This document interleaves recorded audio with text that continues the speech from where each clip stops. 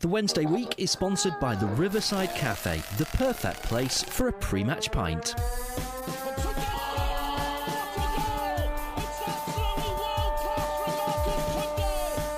a chance here, a great save, a turner from McClare. Might come, a terrific goal by Sheridan. Brexman against Jones. Get in. You could have two goalkeepers in there that would have trouble saving. Hello there, ladies and gentlemen, and a very warm welcome to the Wednesday week, the Sheffield Wednesday podcast. I'm Lord Hilbert, and with me online, first of all, we have Fudge. Fudge, Hilbeen, how the chuff are you? Yes, that's 2 podcasts in a month. What about that? I think I've reached some kind of recent record there now, haven't I? 2 fingers of fudge this month. Don't tell me, ma'am. She'll be annoyed at that. But yeah, lovely sunny day, having a good time. I'm sat in my bedroom, sweating. Now I don't know if it's like it near where you live, but every time the hot weather comes out, what we get is men who have decided to choose to wear jeans for that day, and then realise it's hot, and then take their top off, and then walk around with jeans and no top. Do you get this? Today outside Weston Park, and they never weigh more than like 4 stone, do they? Yeah, they always have bodies of scaffolders, don't they? Do you know what I mean? You know, the little rangy kids that always used to be good at football, but you wouldn't lend them a tenner because you're never going to see it back. You know what I mean? They always look like that. And then you get the other kids as well who constantly have their hand down the front of their cocking joggers. Do you know what I mean? And then they go for ethnic man hug, cocking joggers. Viewers of the L word will know what I mean by that, but when Are you just describing an episode of Skins or something? I don't understand what's going on. I'm just talking about the hot weather, aren't I? So yeah, and then they go for ethnic man hug, and they've just had the hand on the Johnson in the hot weather all day. So I've just been people watching a lot today. But if you want to know more about the cocking joggers, look up the term cocking and an L word. And you'll realise what I mean. It's something to do with grey tracky bottoms and the wind blowing against them. I thought you were saying cock in joggers. That makes sense with the wind blowing against them, yeah. Cocking joggers. Right. So, have I clicked the wrong button? Because I thought this was a football podcast. And we just appear to be talking about penises. I mean, I'm game if that's what we want to... if that's an avenue we want to go down. I've got an hour free. Let's make this like an extra bit. Yeah. Well, this is it. You said you had some editing to do for your other podcast. Is it cock chat? By any chance? You know what I mean? Just reels and reels of it. See, this is why we don't normally introduce Dan Fudge first. But I thought I'd take a risk. What are you doing me first for? I thought I'd take a risk, and it's just backfired. Of course, as you'll probably guess, also on the line we have Victoria, my darling. How the chuff are you? I'm alright, thanks. I've not worn my cocking joggers today. So I did wear black jeans, though. Ooh, bad mistake. Black jeans. I'm going to wear a frock tomorrow. Might have to shave my legs. I'm going to wear a frock. It's a bit warm. Oh, happy birthday. I know. And Mr. Marriott, what are you wearing today, James? Do you know what? I went to work wearing black jeans. I came home from work wearing shorts. I was clever today. I took... it's still April, so I took a jacket to work with me, just in case, and also a pair of shorts and some slip-ons, and I got changed halfway through the afternoon. I've got no air conditioning at work at the moment, you can probably change into shorts. I can't because I've not shaved my legs for a month. But for you to do that, that's fine. But I mean, I've not shaved my legs for longer than a month, and I got away with it. It snowed. I've been busy. I wear very thick tights. A bloody month. Benito Carboni was doing his every other day. Well, I mean, I've been in hospital and that, haven't I? I've had no need. I've had a good excuse to not shave them, so I'm not bothered. Save me a fortune on razors. I'm moving on. Right, then, let's talk about some football, shall we? And we'll start off with the whole match, shall we? Because I must admit, again, as I'm sure listeners to the pod will know, I wasn't really looking forward to this one because Hull had just been steaming through people for the last couple of games, and obviously they were in a similar boat to us, looking to make sure their championship status stayed where it was, and it turned out to be good in the end, but it wasn't the best of football games, was it? I disagree. I really enjoyed it. Just before, I'll let you guys talk about it a sec. Just let me tell you my knowledge of the whole match, right? Because obviously I was away. So we won 1-0. Jack Hunt got hit in the cocking joggers, and a squirrel ran on the pitch. That's me done. I'm out for the next 10 minutes. Over to you. I watched it live, so although I can't really say, shall I pretend I went? Because I shouldn't really say that I watched it live, should I? I think that you watched it on the iFollow afterwards and had a full match experience. Yes. Absolutely. But I mean, the first thing is, of course, the goal. Jordan Rhodes, a beautiful goal. I thought a fantastic headed goal. A lot of hostility still towards Mr. Rhodes, I think, in the Wednesday fan group. I'm a bit disappointed with it, if I'm honest. I'll be honest, I've been one of the most hostile people towards him, and I'm quite open about that, and I would tell him that to his face. He's frustrated me, he's wound me up, he's disappointed me in a very motherly way, but I think he absolutely ran his socks off on Saturday. He grafted so much, and that header was a Jordan Rhodes goal. Like, if you'd have done those, like you do spot the ball, but you'd have just cut out the player and not the ball and said who scored that, you'd have gone Jordan Rhodes. Like, it was 100% like his goal. That was what he was meant to do. And I think he really, really tried on Saturday. I think he worked hard for it, and I can't fault him for that. He's no saviour of Sheffield Wednesday Football Club. I'm not going to give him that much respect yet. But he showed what he can do, and maybe that's, he's playing under a different manager. We'll see. But I really thought it was a great game. I really, really enjoyed watching it. I thought it was end-to-end stuff. I think it was two teams who, neither of them are particularly brilliant, and neither of them are setting the championship alight, but we both had a point to prove, given the last trip we both had to London together. And I just thought it was great. As a neutral fan, I'd quite enjoyed that. No, absolutely. I mean, the Mr. Rhodes situation. There's been some debate online about it, and I'm glad to see him firing. I honestly think next season, fingers crossed.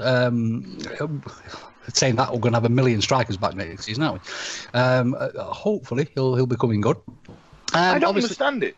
I don't understand it. I don't think it's his fault, the price tag he came with. You know what I mean? Blackburn paid top dollar for him, and all of a sudden, he was worth X amount. Do you know what I mean? And it's happened to a couple of people where their price tag has kind of ruined their career a little bit. And I think that most Sheffield Wednesday fans, I assume including you, Vic, as well, want him to succeed and want him to do 100%. Well. I mean, what is it specifically that people have got the mug on about, though? Because I think he's particularly dangerous. I mean, even when he came on against QPR, he gave us something else up front. After I think for me, it's been as a new Hugh fan, and very, very positive new Hugh fan, etc. I've seen him get absolutely slated for nigh on 3 seasons now for grafting. And a lot of what I've seen of Jordan Rhodes has been quite arrogant. And I think at first what I saw was of no confidence. Then I kind of twisted, whether it was in my own head, but a lot of the people I've spoken to have said this, seemed to become a bit of an arrogance thing. Like, there wasn't that desire to run after stuff. There wasn't, he floats like a salmon, stings like a butterfly. Like, there's no there. But it's frustrated me in that respect, but I will hold my hands up. And the first thing I tweeted as soon as he scored was, prove me wrong. That is all I want you to do. Prove me wrong. I'll happily, if he scores another 4 goals, I'll happily become a Jordan Rhodes fan. Like, that is absolutely fine. I've got nothing against the guy personally. I think, like you said, it's unfortunate the price tag he came with and the expectations that you come with that price tag. But at the same time, I bet he wasn't complaining when he pocketed his bonus for signing on for that price tag. So, it swings and roundabouts. He's a professional footballer. He's paid to do his job. And unfortunately, so far, he hasn't really set the world alight. But I can't fault him on Saturday. I think he worked so hard, and I think he did really, really well. Absolutely. I mean, the goal itself, not just the actual head, but his movements for the goal. I mean, if you look at the actual the goal, there were 3 defenders in the area with him, and his movement caused one of them to fall over, and the other 2 were miles away anyway. So I just think he was a really, really well taken goal, and a proper classic Jordan Rhodes goal as well.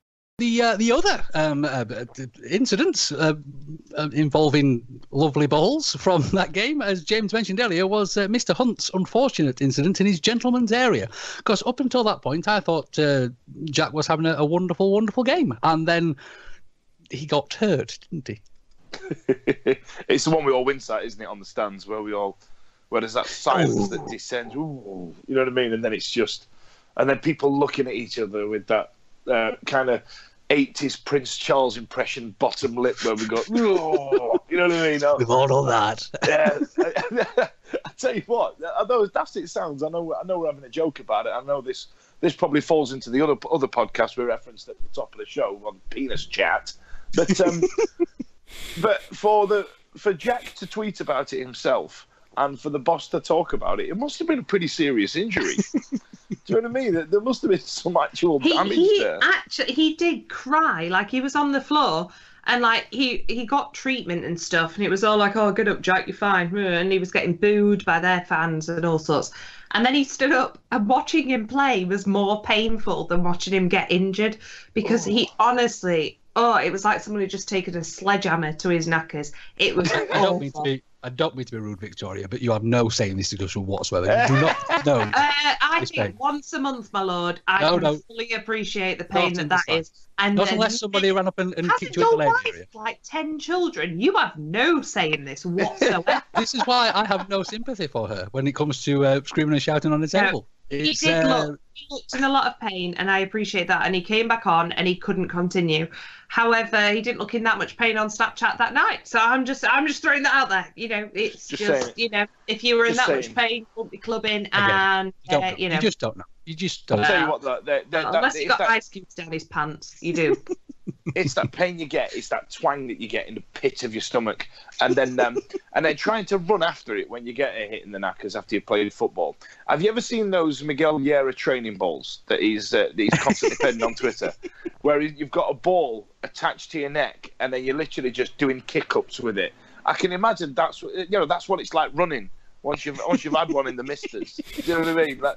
It's just like running along doing kick-ups. You know, you're better control than Ronaldinho by the end of the afternoon. Well, we are glad that Jack is better, and it wasn't a season-ending injury after all that. The other thing, of course, we did see Mr. Rhodes. He was seriously tiring towards the end, I thought. Maybe a bit of a lack of fitness due to gameplay. And hence the arrival of our new superstar forward that's not a forward at all, Mr. Frederick Nielsen. By gum, he's a big lad, isn't he? Jeez Louise. Did you see the photo of him and Joss?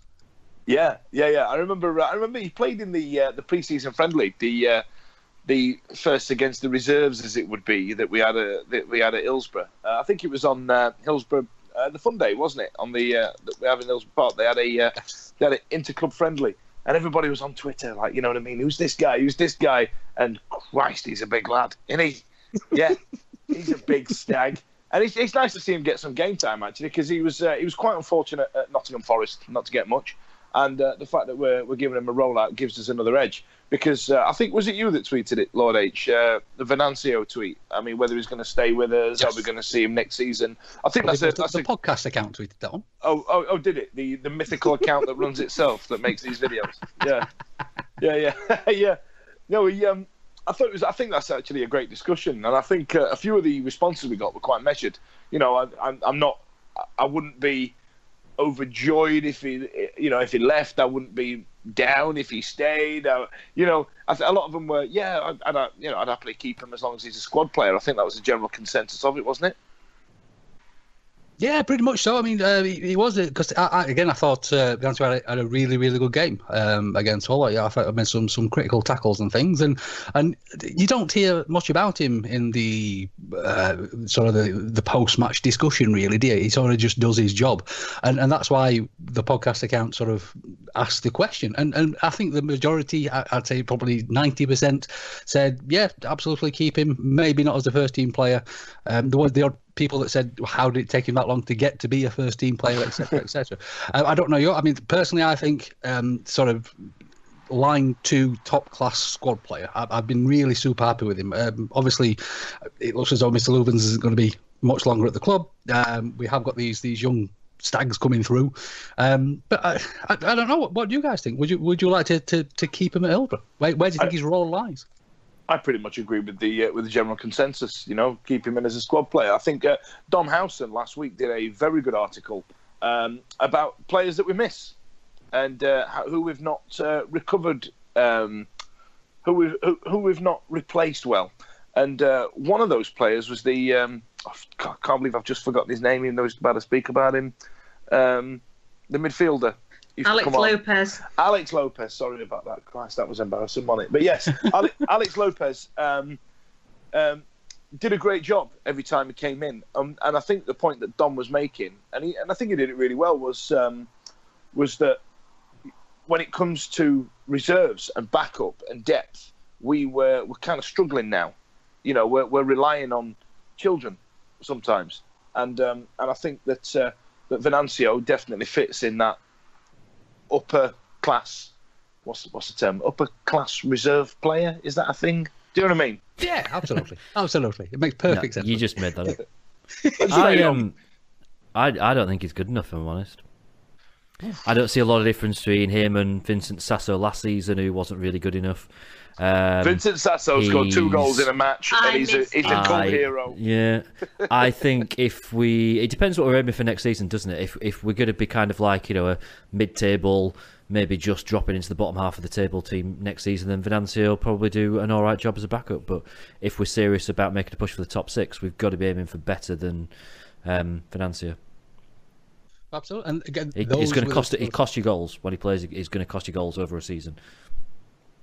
Absolutely. That's why it was such an interesting debate, I thought. And I'm sure when we get towards the end of the season, it'll be something that we discuss a lot more. These sort of fringe players and what's going to happen to them when the main team come back. So just finishing off the whole game, then obviously that has more or less. Do you think now we've got our 50-point mark? The squirrel has been done. Everybody knows that a squirrel ran on the pitch, and it was lovely. Brilliant! Oh, come on, he was so cute, and I was so behind when I watched it in my head. And Dom Howson tweeted that there was a squirrel on the pitch, and then I managed to get a cute video. It's so sweet, but where did it go? Where did it go? Where did it? It's like Cotton Eye Joe. Where did it come from, and where did it go? Exactly, because it just seemed to land in the centre circle, didn't it? And it was just like, shit, what am I doing? Like, so it was like, and I said this on Twitter, it was the adult equivalent of like when a dog gets into your school playground. It was just all everything went to shit. Everyone went to hospital. It was like 8 minutes extra time. Get rid of the squirrel. It wasn't too long ago that we used to have dogs on the pitch during a football game. It used to be quite a regular occurrence, didn't it? Yeah. But they just won't let her in. So, well, maybe if you shaved her legs, then she might be allowed out in public, Victoria. What about the disallowed goal? Because I've not really watched the highlights, must say. What I have seen is 2 videos of Hull fans who were vlogging during the game, who record themselves going mental at Hull scoring, and then it cuts to them going, "What a joke! What was that for? What a joke!" and generally kicking off about the goal that wasn't a goal. Well, the funniest thing about the disallowed goal is if those players that were offside hadn't have touched it, it was going in anyway, and it wouldn't have been disallowed. So it's their own fault, really. There were 2 offside players. If both of them, I believe, sort of touched the ball going through, if they'd have just left it alone, Hull would have scored. It was a couple of players trying to get a goal bonus in before the end of the season that's going nowhere. Do you know what I mean? But this vlogging... That's Dubai in July, love. Yeah, innit? But this vlogging, recording yourself, that these young kids are doing nowadays... Have you seen them? Yeah, there's like 2 teenage... Hull fans that they just stink of a team that have recently been in the Premier League and have suddenly attracted these young fans who thinks it's really cool. Don't bother watching the game, record yourself watching it. No, my favourite one ever has to be the Rotherham United one at when we beat them 1-0 on Boxing Day. That's right up there with me. And there's the Newcastle, the little Geordie lad, and oh god, who's the guy at is it Spurs? The glasses, the overweight chap. Yeah. I don't think he's shuffling a full deck, if I'm honest. So I feel really bad laughing at it. But he's just really angry and sweary. He's one of my favourites. But it's an odd thing, isn't it? You know what I mean? How close are we away? I mean, am I going to be one of those guys now on Twitter going, bloody modern football, bloody rubbish, look at Spurs ground, how lovely it is. No, you will be that guy that sets up a vlog of Sheffield Wednesday. That's who you'll be, Fudge. Oh, is that me, is it? Yeah, but to be fair to those people that do that, we come on here, we give our opinions on the games and things. There's not a million miles of difference to what we do and what they do. I don't see. But at least we actually just watch the game, don't we? You know, we watch the game and then we talk about it afterwards, which is what people do. Other than sitting in the pub and talking about it, which we also do, we then later on in the week all sit down at our respective dining tables, or in Vic's case, her converted attic studio slash dungeon. My bedroom tonight. Fair enough. It's Eddie, isn't it, that converted one of his many spare rooms into an actual studio? He converted the annex. Yeah. In the. But that's the difference. On this subject, though, it might be funny. I might, Fudge, next season put you forward to do some Channel 5 videos, because I think that would be hilarious. Fudge on Channel 5 giving his. I mean, you'll have to turn up to some fucking games every now and then to be able to do it, but you know. Yeah. But the thing is, though, James, they've scrapped us off now because we're not interesting like now. Like, we're just mid-table mediocrity. So it's just like they just don't want to hear from us anymore. It's like, well, whatever. BT Sport still do. So, not that any of us subscribe to BT Sport, and therefore we don't see any of the content we produce for them. But yeah. But my cousin, like, genuinely, like, I've got a cousin, like, very, very close cousin, who is a vlogger by trade. And she earns 10 times my salary in a year by making vlogs. Not about football, but I just think I'm missing a trick here. Like she'll go to Primark, well, not Primark, any other discount store, because she does have a range in Primark. But she'll go in there and just vlog and get paid for it. Mental. I don't know what's worse. Is it these people that are doing it, or the people that swallow it up? I mean, how devoid is your life that you've got to have somebody to tell you what to buy in Primark? That's the thing. The minute she tweets, mate, I have to turn my phone off because it just goes mental. And it's like, can you not just text me? Seriously. I got called to see you next Tuesday by Katie Hopkins, and I know how that feels like. You know what I mean? Is that true? Yeah. Dude, proud of you. Well done. Yeah, I called her something similarly bad, like, you know, lobotomize shit trumpet or something like that. And she called me a C-bomb and said, I bet your mum's very proud or something like that. And God, the vitriolic abuse I got from these. But how proud was your mum to get that? Staunch nutcases that follow Katie Hopkins, because you know, you have these people that go, Katie Hopkins tells it like it is. She's a paid troll. You know what I mean? People, you know, the Sun pays her to tweet this crap, to sell crap newspapers. Do you know what I mean? But nobody seems to know this, and I find it astounding that people swallow it up and go, yeah, that's what we're all bloody thinking. Go back to your Britain First meetings, you clown. Anyway, football. So it was offside then. Yes, it was. It was well offside.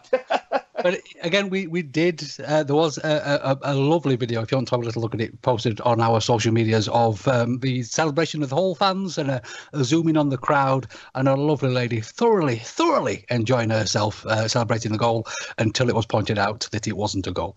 So have a little nosy. Ever so much fun. Whether you're celebrating a birthday, a wedding or anniversary, maybe you've passed your driving test, or you've landed a new job. Well, whatever your reason for a party, the Riverside Cafe is the perfect location on Catch Bar Lane overlooking Hillsborough Stadium. To inquire about hiring us for your function, call 07989 856 054 or 014 232 6121. Right then, ladies and gents, let's crack on with some Wednesday news for this week. We've actually got quite a bit of Wednesday news, which makes a refreshing change after recent months. First things first, again, we don't know how true this is. There has been speculation in the national press that Mr. Westwood is being courted by several clubs, among them Southampton and Leeds. Now, we did have a little bit of a chin wag about Westwood last week, actually. So clearly this is where the national press have picked up this story, because they're all Wednesday week listeners. We all know that. But yes, there has been figures banded about, quite low figures actually. The one that I've seen, which it must be nonsense, is about £900,000, which is ridiculously low, I think. But again, asking the question, Mr. Westwood, could he be a sacrifice for our financial fair play situation, or would you prefer to keep his goalkeeping prowess? Because again, the reaction on social media, I found very astonishing. Actually, a lot of people said, "Yeah, bye Westwood," and I thought that was very strange indeed. But I think the issue, and I'm thinking back here to the last financial fair play special thing that we did, whereby the kind of conclusion with that is something's got to give. If we're going to balance the books, there's a pretty good chance that we're going to need to offload someone who is an asset, and we don't have many players who are actual assets.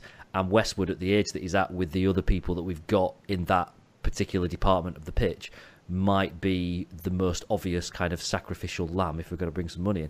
For £900,000, they can swizzle for it though, because no chance. It's like he's a £2-3 million player at least, really. Although he has only got a year left on his contract, so I don't know. It's tough.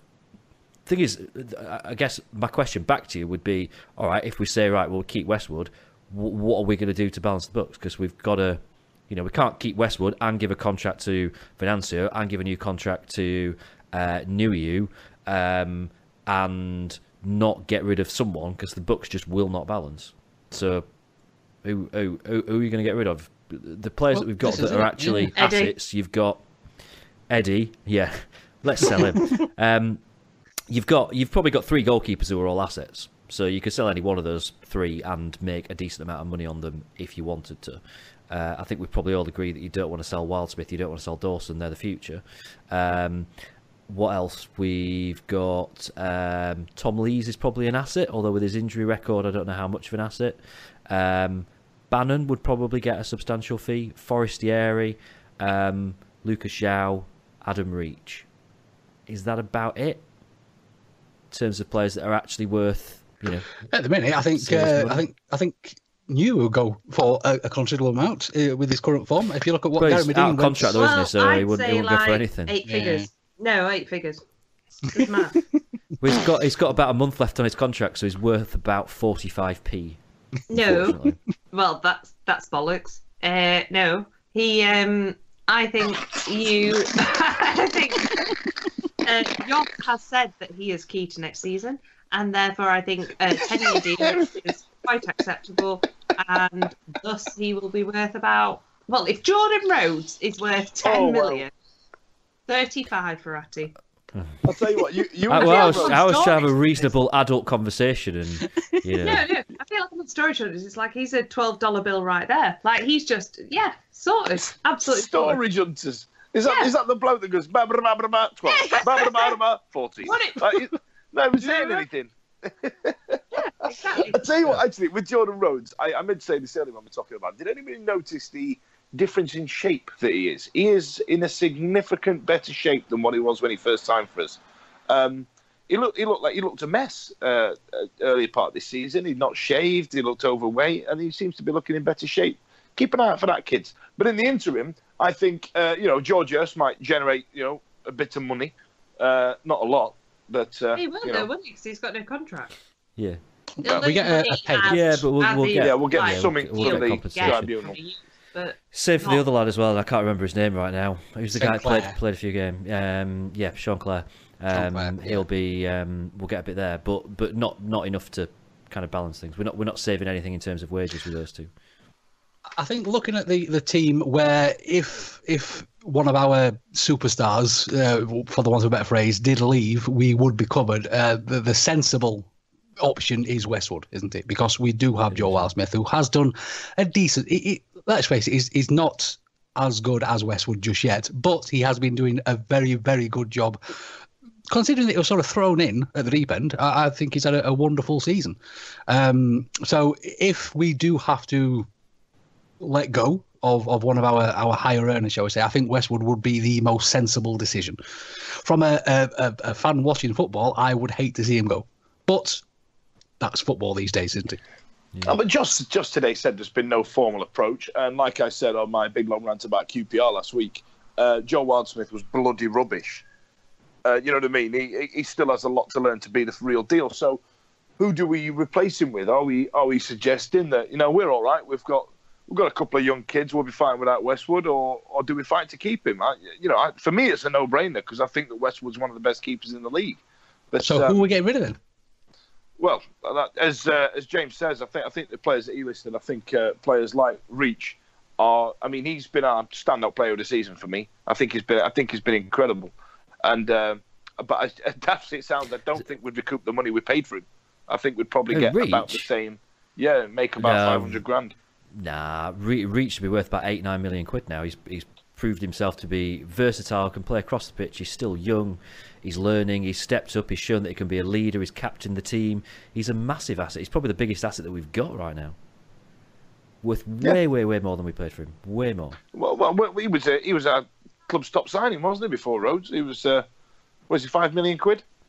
Yeah, it was something like, I think it was like £4 million down, and then various kind of add-ons related to like promotions and appearances, and if he ever plays for England, all that kind of malarkey. So yeah, probably somewhere around £5 million or something like that we've paid for him now. But I reckon he can't be far off worth double that now. When you look at if Gary Medine's going for £5 million, then Adam Reach at his age and what he's shown he can do this season, he's double that. I think the Gary Medine is going to be the yardstick for many a transfer, discussion across the season that we're all going to have, and men across but if pubs Gary are going to have Medine's going worth forward. £5 million, I'm at least worth 10. No, but I tell you what it is. I've got Gary no Medine, criminal record. I don't Snapchat while I'm driving. I'm just. There we go. 8 million right there. Gary Medine is worth $5 million to a Neil Warnock team. Do you know what I mean? The way he sets up, the way he plays football, the type of person he wants. He's worth that money to him. To everybody else, we're sat here scratching our heads going, what is wrong with you nutcase? But, to him in his head, that was a going rate, and there's all the buying out of contracts and all that sort of stuff. But I think Reach is our most sellable asset, but I would hate to see him go. Getting rid of Westwood would be an absolute disaster. Yeah, agreed. Yeah, agreed. It's tricky. I wouldn't sell Reach, and I think if we had to sell any of our current assets, and it wasn't Westwood, I probably would sell Westwood personally. Then I'd probably look at Zhao as being someone that we could maybe live without, although he's young and we've seen how much he's learned this season, and I really wouldn't want to see him go. But again, he is someone that is worth considerably more money than we paid for him now. So yeah, I think the most frustrating thing about that conversation is, we're talking about people that we would happily let go because they're an asset, but we're talking about okay, Westwood hasn't been involved this season. Let's not say he's injury prone because we know what that brings on. But he hasn't been involved. Zhao has been, and he's done very, very well when he's needed to.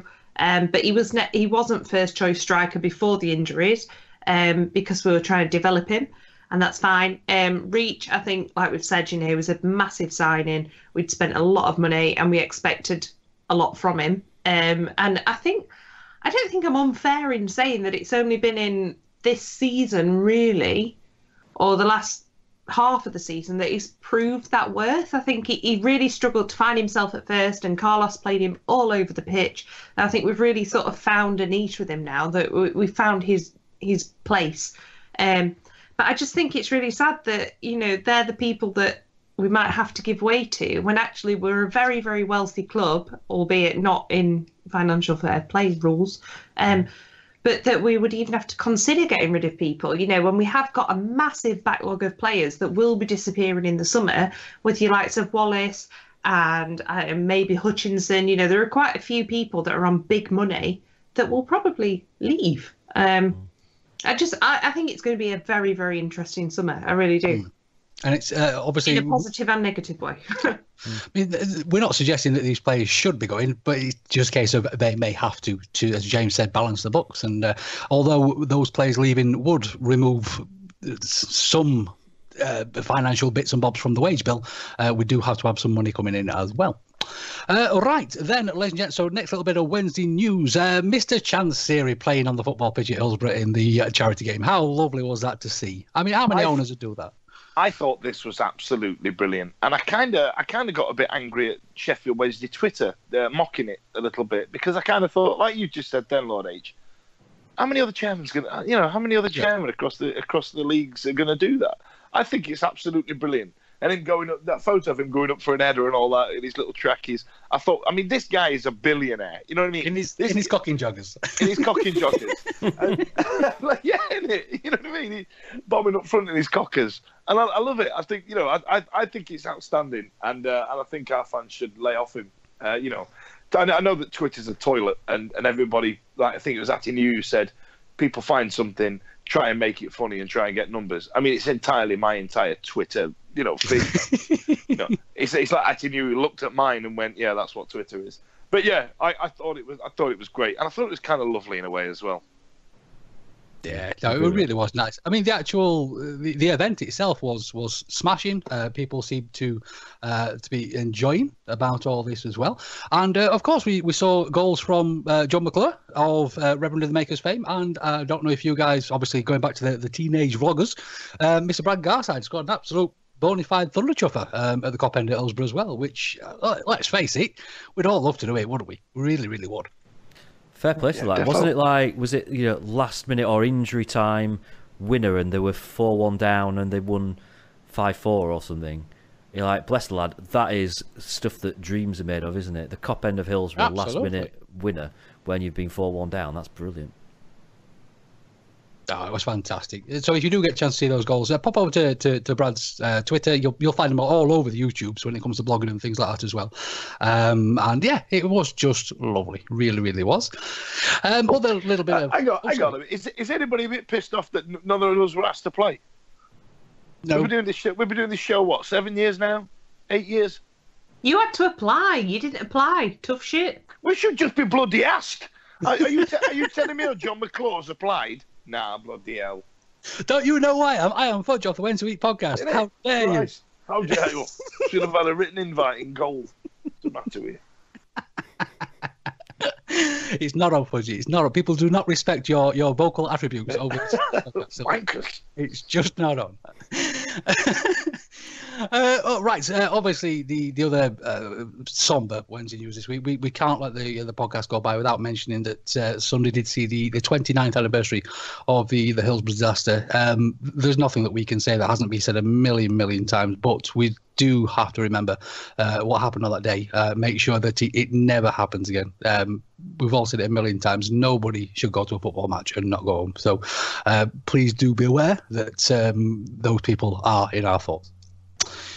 Right then, ladies and gents, so let's crack on with some other little bits, really, for now. First things first, the under-23s, the youth section. James, would you like to take over this youth section? I do know that you enjoy talking about the kids, don't you? I don't like the way that you intro this. I really... I don't understand what I'm doing wrong. You like? I mean, they're the future of the club. I don't like the way you make it sound like I've got some kind of untoward interest in the youth of this football club. Yeah, I've got no idea. I am so out of the loop. I've been drunk for a week, so I don't know. Did they win?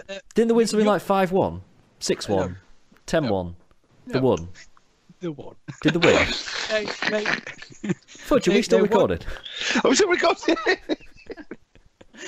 They won Bristol City, and the under-23s are now back at the top of their respective leagues. Sorry, I mean, grammatically, I'm going to have to pull you up for a second there. I was going to say they won Bristol City. When did we take the podcast out to a school playground and record it there? They won them. Bear in mind, I've maligned him for about 5 years for just calling Bristol City Bristol. And the first time he's dropped it in, and then you've just to get the name of the team right. I try so hard. But the reason that I mention this is young Fraser Preston, who is a bit of an up-and-comer. He's travelled with the first team a few times. He scored 2 wonderful goals. One beautiful finish. If you haven't seen it, do whip over to the Wednesday website, or they'll be all over social media as well. The first goal was a beautiful sort of slot past the keeper. The second goal was an absolute bona fide thunder chuffer a la Ross Wallace cutting in from the left. It was absolutely beautiful. Oh, I've seen that. Yeah, because that's one of those where the ball's still rising when it hits the back of the net. Exactly. And it looks fantastic. Yes. I've seen absolute bona fide thunder chopper. So yes, I obviously we've had a little bit of a chat about assets, and obviously some of them are going. I think this chap is again, we've seen him about the first team every now and again, but do keep a little eye out of this fellow as well, because he's looking spiffing, to say the very least. Right, so other little bit, we've been doing a little bit more on social media, as you've probably seen, and we've been sort of putting bits and bobs out from the players, and the players, again, their social media exploits seem to be flourishing once more. First thing we noticed this week, Fess's young son, Santiago, they call him Santi, lovely little chap. It was his first birthday. Did you guys see the video of him singing to Santi?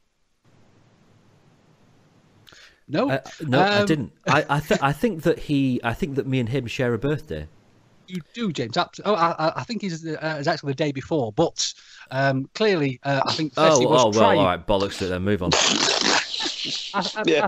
I honestly think Fessy trying very, very hard to make sure that Santa was born on James Marriott's birthday, but okay. I'll let him off.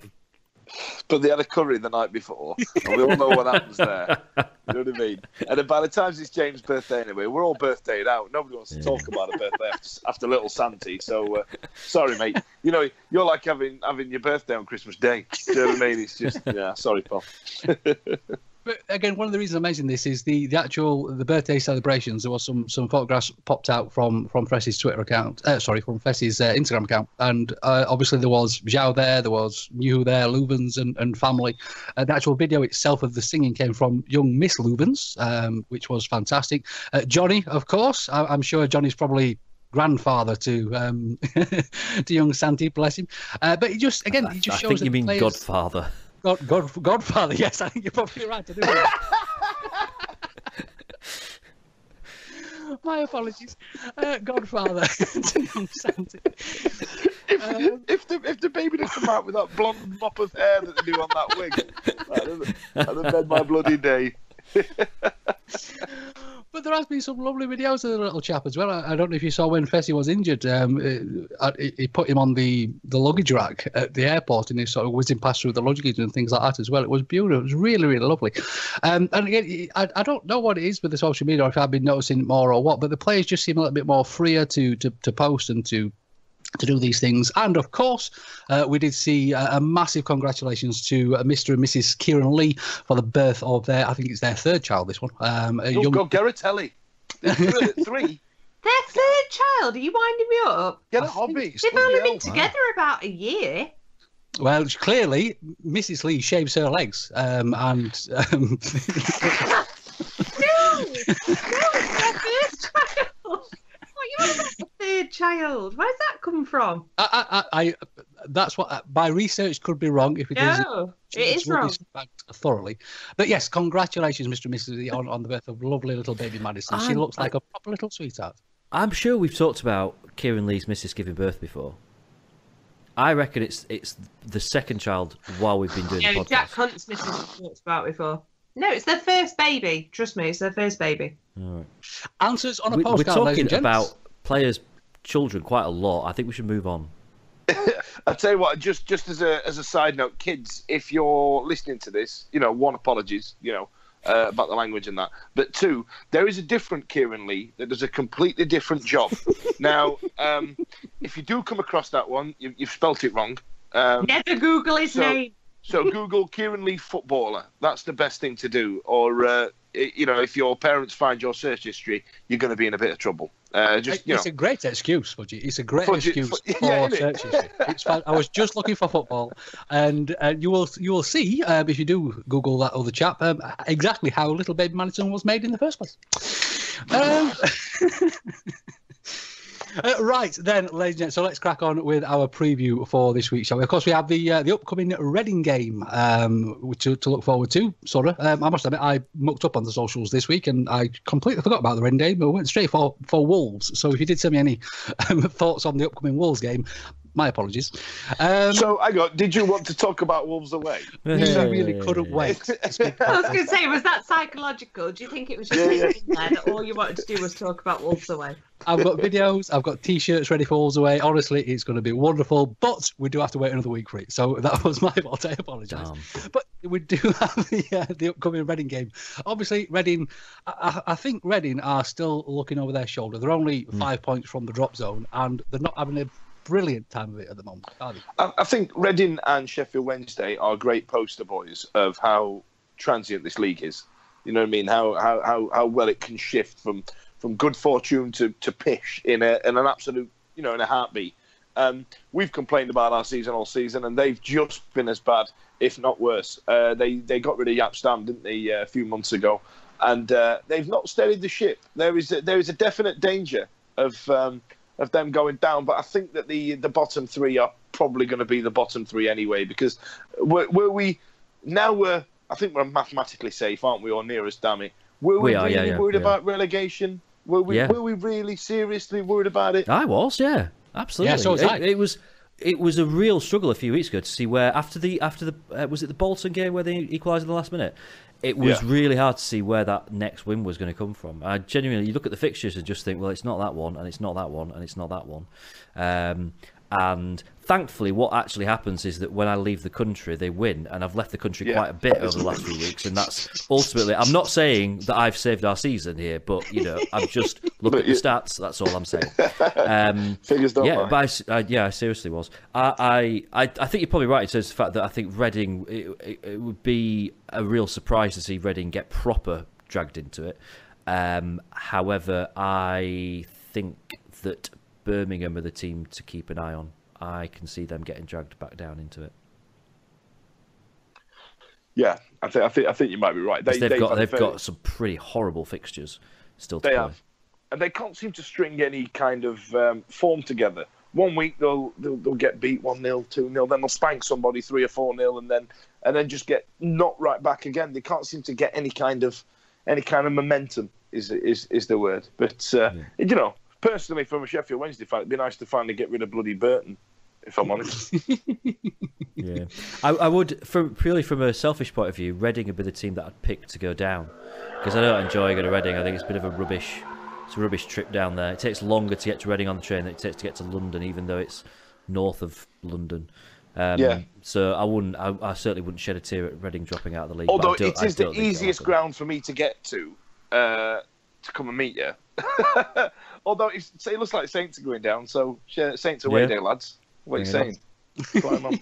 Everybody to Fudges. I believe we've got some players returning as well, haven't we, Victoria? Yes. Apparently, according to old Yoss's interview today, we are expecting Lucas João, Jordan Rhodes, and Daniel Padil to all be fit and ready for the game. Yay! And, yeah. I think more importantly than all of this is, after many years of waiting, we will finally see a fan zone introduced at Hillsborough before the game, with an actual bar and food and stuff on sale outside the stadium. Where is the bar going to be? Is it all literally in the club shop car park? It will be, yeah. I would imagine that because there's that kind of little sort of gated bit, isn't there, that backs onto the north stand. That you can't go in and out through there. I don't know what that's for. So I'm guessing the bar will be in that corner, and then they can just run the lines that they need to across. Ironically, there is a huge piece of ground that nobody seems to park on and nobody seems to use. There would have been a perfect fan zone, but no, let's use the car park of the club shop. I'm not whinging. Sorry. I think it's a great idea. It's about there's a massive sod-off park, a minute down the road, that's absolutely huge. It's big enough for tram lines to move their entire festival there, but it's not big enough for us to open the fan zone. That would have been a fan park. Fan zone. But we didn't get the World Cup, so therefore fan park. Didn't happen. But it was set to be. Yeah, there were plenty of things in place there. Yeah, I think fan parks are nice. I just think And I don't want to expect too much. I would rather expect everything or nothing. And I think that goes a lot in my life in general. But I've been to see numerous gigs at the Etihad Stadium, and I've been to a couple of matches there, including when Dave scored. Let's just say when Dave scored. When we were 1-0 in front for an entire half. At exactly. that game. And their fan park is, they'll have a stage, and it's a massive stage, like concert stage with ex-players talking, and there are hot dog bars, there's a shop, there's numerous bars around, there are noodle bars, anything you want. Like, our car parking club shop just seems a bit like, well, should we just rather just not do all? You absolute miserable cynic. Are you going to go and be surrounded by children on a bouncy castle? Is that what you want to do with your afternoon? They could get off that chuffing bouncy castle because I'm having my go. When I'm having a couple of pints of Jaipur and then I'm on it. I don't know. I don't know if I'll go on or not. I'll probably will go and show my face and see what it's like, because I think it's a really good move. And I would say as well that we've all been very quick to criticise the club for stuff that they've done this season, and there's certain things that certainly for me I've been saying for years, why don't we do this, why don't we do that, why don't we do the other. One of it's been, why don't we do a fan park? People go for a beer before the game. Why aren't the club trying to do something so that they're bringing in that money rather than people going elsewhere? So they've opened a pub in the ground. Brilliant, that's great. And people still slag it off because it's not busy at 11 o'clock on a Wednesday night, or it's not busy at 4 o'clock on a Sunday afternoon, so it gets slated. And then they open a fan zone and people are slating it before that's even opened. I think great move by the club, and it's great to see them doing something that's positive and trying to move things forward. So I really hope that it works. I hope it works. I think it's a great idea. I think it's brilliant. I think it should be, it should be something akin to the the Owls in the Park before every home game. For me personally, I think there should be something like that everywhere. And like you say, it generates revenue for the club, and it's probably a lot easier to police as well. As ridiculous as it sounds, because everybody's all in one place instead of people getting in there 5 minutes before kick-off, tanked up from the new barrack. But I'm all for supporting local business as well. I hope they still do really well. But I think it's a great idea. I just think it might be a bit of a girly wet dribble of an attempt, and I hope it gets better. And again, they've said themselves before it starts. They've said themselves it's like a bit of a tester, isn't it? They're going to see what it's like, and with the aim of doing it for every game next season. So this is kind of like the trial run. So fair play and good luck. I really hope that it's all right. That it's decent. If the weather forecast is as it's predicted to be, it could be a really good day to do it as well. Absolutely. And if you look sort of to the sky and south slightly, you might even see Victoria's attic from the fan park as well, which would be amazing. If that's the case, can you flash everybody from your window, please? Hey, look, is that Vic from the Wednesday week's attic? There's the chaps. If that's not a reason to go to the fan park, then there isn't a reason to go. Yeah. I guarantee you now, Sheffield Wednesday listeners, that is what's going to happen. I think Vic's probably off having a wee, so I'm just gonna tell her that's what she's No, gonna I'm just do. ignoring you. Oh, That's fair enough. That's fair enough. Right then, boys and girls, do you have any other little bits for this week? Bit personal. Fair enough. I have a little bit. It's only a little bit that I forgot to mention in the news. But of course, Mr. Reach has been given the Player of the Season award by the Wise Old Owls fan group. Obviously, we're getting towards the back end of the season now. We are going to be looking at these types of awards. Do you think this is a good call? I mean, Fudge, obviously, you mentioned earlier you think he's been one of the standout players for the season. Do you think he's deserving these sort of accolades? I think that was absolutely spot on. I think you can, he has, like I've said, we were quite frustrated with him at first, and he wasn't in the right position. He said that, his dad said that, there weren't loads of bits about that. And I think he's finally played in the right position. He's scored some cracking goals. He's made some cracking assists, and he's just been a really, really good player. But I must admit, I was quite disappointed, my lord, when I clicked on the article and it wasn't you, James, Dickie and Eddie awarding it, because I presume, are you the grumpy old owls? Yeah, it was grumpy old owls. Yeah. I've never heard of the Wise Old Owls. Yes, it's an old fan. Wiser, isn't it? Wiser.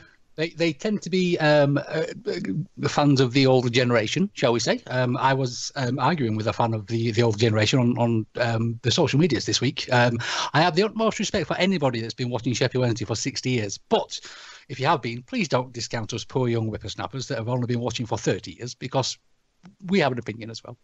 We've been through a damn sight. What was it about?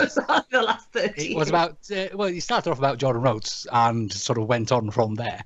Okay. But I mean, I'm sure he's a very nice chap. But the arrogance of I've got a season ticket and I've been watching Wednesday for 60 years, so anything that you say doesn't count. Yeah, rather annoyed me slightly. But other than that, I mean, the Wise Old Owls fan group, I do have a lot of respect for. And again, obviously, I think they've made the right decision with their choice of player of the season.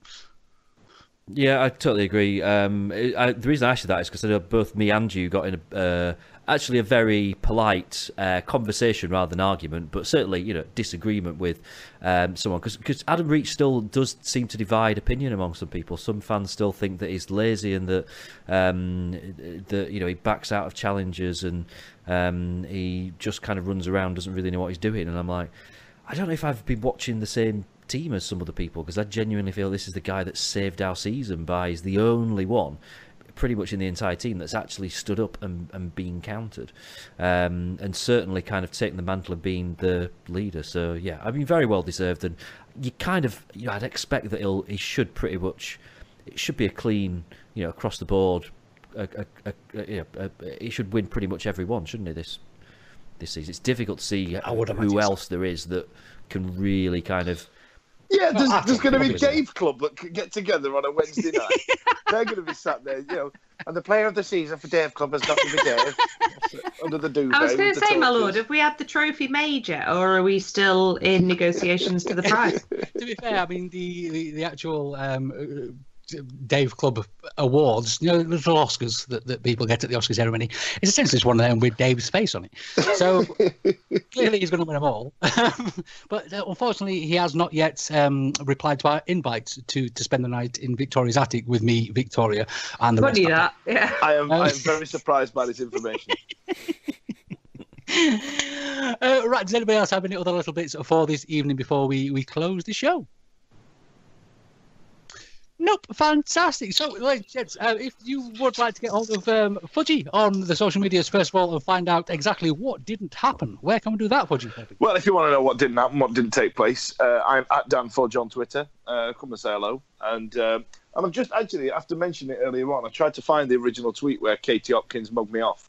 And she's deleted it. She's actually deleted it. And yeah, so she's chucked some vitriolic abuse at me via everybody else. All the replies are still there. In fact, Vic got involved and jumped to my defence, so I appreciate that. And I must admit, when you mentioned it, I thought, I'm sure I got involved in that. Yeah, it's not like you to get involved, Vic. No, I know. And yeah, so she's deleted the original tweet, which is quite frustrating. But yeah, have a look. It didn't happen. So see what happens. Victoria, my darling, if you want to find you over there on the Twitter, where can we do that? You can find me at Victoria1867. That's 1867. And yeah, it's not my birthday, as everyone seems to find hilarious to point out. It is the year that Sheffield Wednesday Football Club was formed, and 2018 is the year that Sheffield Wednesday Football Club was saved by Sir Ate of New Hugh. So that's Victoria1867.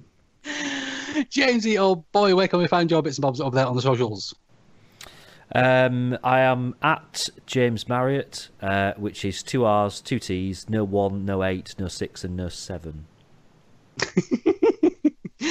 Of course, if you'd like to find me over there on the Twitter, you can do that at Lord H. That's L0RD_H. If you are going to accuse me of all sorts of awful crimes over there on Twitter, please do make sure that you do have proof to back it up first of all. Because unlike Fudge, I do tend to take screenshots of people that accuse me of things, and my lawyers will be in touch with you if you slander me over there on Twitter. That went a bit dark all of a sudden, that. Have you seen the week is ad, Lord H? It's actually... Or you can follow the podcast at TWW or www.thewednesdayweek.co.uk or twww.teemill.co.uk. And let's bring it back. Do have a little over there on our Facebook and our Instagram as well, because we are surprisingly continuing to do some bits over there as well. I think this is the longest we've created content. It may well slow down as of this week, but we shall really try to carry on with that as well, ladies and Are you gentlemen. off your holidays now? Because I swear to God. Have you not been enjoying the uptake in our social media No, content? I've unfollowed our own pages. Well, I will have you know that over 700 likes have been added to that page whilst I have been on my sabbatical. So there are people out there enjoying it, Victoria. If you're not one of them that enjoys my specific brand of humour, then fair play. I don't disagree. But yes, it has been a pleasure as always, ladies and gentlemen. Thank you so much for joining us. Be good, be safe, and we shall see you real soon.